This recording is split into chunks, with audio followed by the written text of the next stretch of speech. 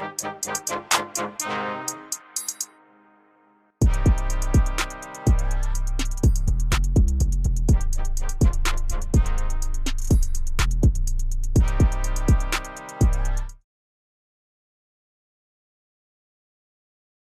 remember when Prof. Ron Caron and Scotty Bowman came over to my house.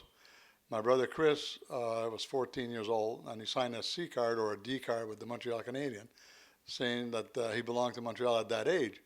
And that's when I really said, I told Ron, I said, me too, play hockey. So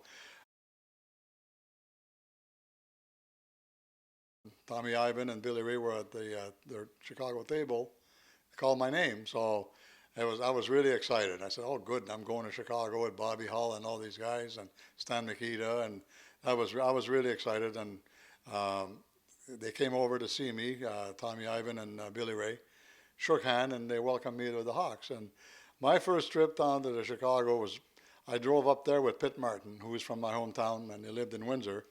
And he called me after the draft was over, asked me if I could meet him in Detroit, and I would drive down to Chicago with him, and I was even better. So I arrived in Chicago, and the first place we went to was Stan Mikita's house.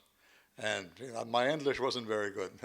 It's not the best now, but it wasn't at the time. I knew a few words here and there, but Stan called me PJ the Lakeshore.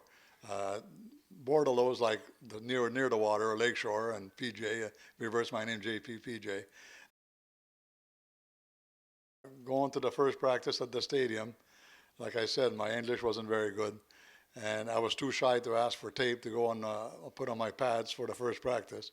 So I'm skating around the stadium ice with no tape on my pads, loose, and not very heavy. I could motor pretty good in those days. So yeah, it was quite the moment for me.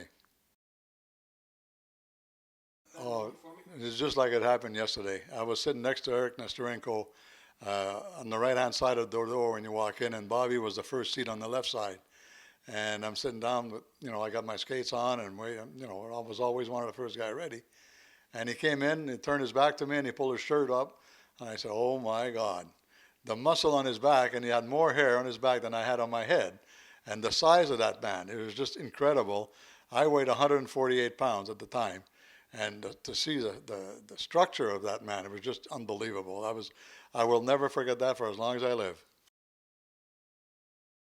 I was coming out of the penalty box, and Stan was killing a penalty, and I took off on my left wing, on the left side of the ring, and he saw me going, and he hit me with a pass, and I scored a goal, which assisted by Stan, and that broke the scoring record for the Chicago Blackhawks. And after the game, I took the stick and put some information on the stick, and Stan signed it, and I still have the stick over here. So that's a great memory, and Stan and I would go back a long ways, and I've always been a good friend of Stan and his whole family, his entire family.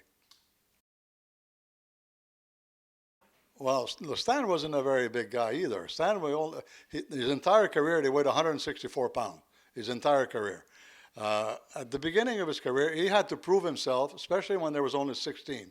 It was a very tough league. He had to defend himself, and he used his stick a lot. He wasn't afraid to use his stick against anybody. Even in practice, if somebody went at him too hard, he would use his stick and cut somebody up in no time. But then, all of a sudden, from one year, he led the league in penalty minutes to the following year when he led the league in scoring.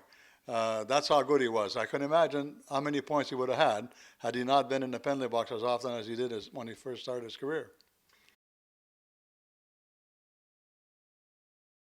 I already had a goal that night. For some, I don't know what happened. I can't remember exactly what happened, how I got the puck, and how I ended up going 1-on-2 against Bobby Orr and Donnie Orry. When you're going on against two defensemen, you make move here and there, right, left, and all of a sudden the two guys parted ways. They each went to the boards. So I walked in all alone, and I scored on Gilles Gilbert. That was fine and dandy, but it was after the game that the reporter came down, and he started asking me some question about that goal. And my first reaction was, well, it's like the Red Sea parted. Let's just make a move here, a move there, and all of a sudden it's all wide open. The funny part of it was the next day we were practicing at Pat Stapleton rink outside of Chicago, And I was a little late because I didn't know exactly how to get to the rink.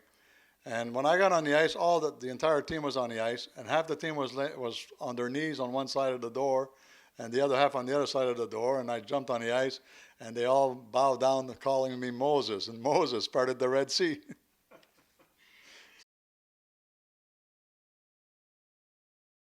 To be honest with you, I never thought that first of all, that I would play hockey in the NHL. There was a dream, but I worked hard, and the dream came through. The fact that I played for the Chicago Blackhawks, one of the original 16, was fantastic. I had a good career. I played over 500 games in the NHL. I wish I could have played more, but because of an injury, I ended up not finishing my career. I had to quit before the end. I think one of the highlight was my last year in the minors in Dallas with the farm team, where I led the league in goals.